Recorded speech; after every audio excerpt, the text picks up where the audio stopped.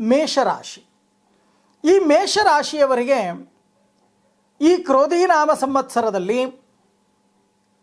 ಗುರುವು ವೃಷಭ ರಾಶಿಯಲ್ಲಿ ಸಂಚಾರವನ್ನು ಮಾಡ್ತಾನೆ.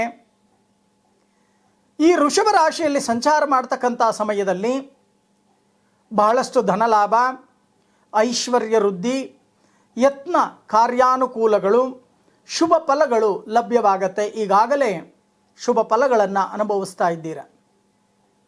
ಆದರೆ ಮೇ 14ನೇ ತಾರೀಕಿನ ನಂತರ ಗುರು ಮಿಥುನ ರಾಶಿಗೆ ಪ್ರವೇಶವನ್ನು ಮಾಡ್ತಾನೆ. 3ನೇ ಮನೆಯಲ್ಲಿ ಗುರು ಸಂಚಾರವನ್ನು ಮಾಡ್ತಕ್ಕಂಥ ಸಮಯದಲ್ಲಿ ಇದೇ 2025 ಮೇ 14ರ ನಂತರ ಗುರುವಿನ ಬಲವನ್ನು ನೀವು ಕಳ್ಕೋತೀರ.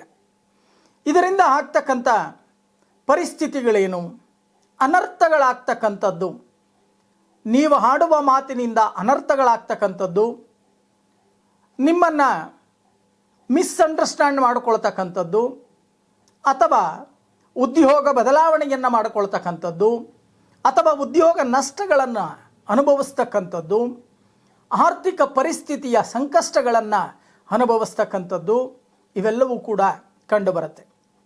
ಆದರೆ ಮೇಷರಾಶಿಯವರು ಏಕಾದಶ ಸ್ಥಾನದಲ್ಲಿ ಶನಿ ಇರೋ ತನಕ ಸ್ವಲ್ಪ ನೆಮ್ಮದಿಯಾದ ಜೀವನವನ್ನು ನೀವು ಮಾಡ್ತೀರ.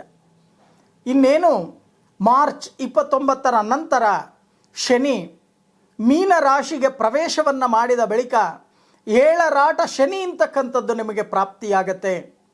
ಏಳರಾಟ ಶನಿ ಬಹಳಷ್ಟು ತೊಂದರೆ, ತಾಪತ್ರಯಗಳನ್ನು ಕೊಡ್ತಕ್ಕಂಥದ್ದಾಗತ್ತೆ. ಯಾಕೆಂತಂದರೆ ಶನೇಶ್ವರ 3ರಲ್ಲಿ 6ರಲ್ಲಿ 11ನೇ ಸ್ಥಾನಗಳಲ್ಲಿ ಬಹಳಷ್ಟು ಶುಭ ಫಲಗಳನ್ನು ಕೊಡ್ತಾನೆ. ಆದರೆ ಈಗ ಏಳರಾಟ ಶನಿ ಅಂತಕ್ಕಂಥದ್ದು ಪ್ರಾರಂಭವಾಗ್ತಾ ಇದೆ.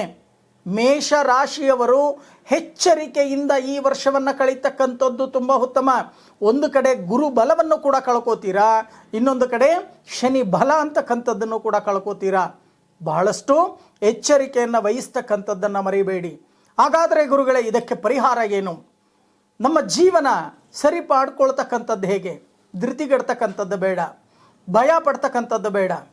ಪ್ರತಿನಿತ್ಯ ಸುಬ್ರಹ್ಮಣ್ಯನ ಆಲಯಕ್ಕೆ ಹೋಗ್ತಕ್ಕಂಥದ್ದು, ಕೆಂಪು ಹೂಗಳಿಂದ ಅರ್ಚನೆಯನ್ನು ಮಾಡ್ತಕ್ಕಂಥದ್ದು, ಅಥವಾ ಭಸ್ಮಾರ್ಚನೆಯನ್ನು ಮಾಡ್ತಕ್ಕಂಥದ್ದು, ಪ್ರತಿ ಮಂಗಳವಾರ ಅಡಕ ಧಾನ್ಯ ಅಂದರೆ ತೊಗರಿ ಬೇಳೆ ನಿಮ್ಮ ಕೈಯಲ್ಲಿ ಒಂದು ಬೊಗಸೆ ಲಕ್ಷ್ಮೀ ನರಸಿಂಹನ ಆಲಯ ಅಥವಾ ಸುಬ್ರಹ್ಮಣ್ಯನ ಆಲಯಕ್ಕೆ ಕೊಟ್ಟು ದಾನವಾಗಿ ಕೊಟ್ಟು ನಮಸ್ಕಾರವನ್ನು ಮಾಡತಕ್ಕಂಥ ಕೆಲಸವನ್ನು ಮಾಡಿ. ಮೇಷ ರಾಶಿಯವರು ಈ 2025ರಲ್ಲಿ ಬಹಳಷ್ಟು ಅನಾನುಕೂಲಗಳನ್ನು ಅನುಭವಿಸಬೇಕಾಗತ್ತೆ.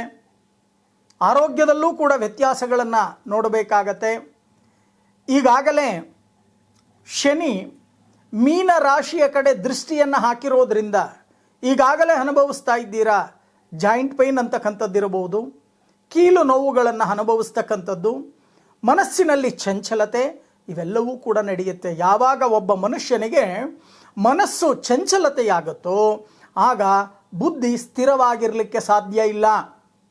ಆ ಬುದ್ಧಿ ಸ್ಥಿರವಾಗಿಲ್ಲ ಅಂತ ಅಂದರೆ ನಿಮ್ಮ ನಿತ್ಯ ಜೀವನ ನರಕವಾಗ್ತಕ್ಕಂಥ ಸಾಧ್ಯತೆಗಳು ಕಂಡು ಬರ್ತಾ ಇದೆ. ಎಚ್ಚರಿಕೆಯನ್ನು ವಹಿಸ್ತಕ್ಕಂಥ ಕೆಲಸವನ್ನು ಮಾಡಿ.